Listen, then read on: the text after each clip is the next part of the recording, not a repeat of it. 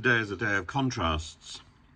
On the one hand, you've got the meat grinder with Russian troops, with Russian conscripts being sent directly to the front, and 70,000 dying a month.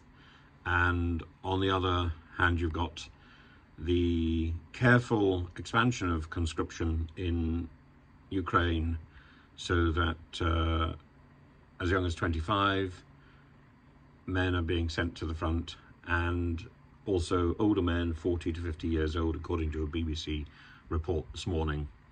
It's sort of inspiring how 30 days training, a little bit of time for training in medical care, and these men are off to fight for their country, to defend their land. And and at the same time, you only have to go a little bit further down, and in Israel, the populace is out on the streets protesting against the government, demonstrating quite clearly the difference between being an Israeli and being a member of the cabinet that has laid siege to Gaza and that has committed what is close on a genocide against the Palestinian people and has not returned the hostages. Indeed, the latest group of hostages who were identified and found had been killed just before they were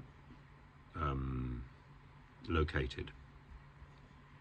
It's a shameful display by a government that simply doesn't heed the will of its people. And it's not just in Israel. Of course, the will of the people in Russia cannot be expressed at all, because to question the authority of the Kremlin is to invite a prison sentence and to embrace the harsh reality of a Russian jail. But these are two countries that are locked into battle, and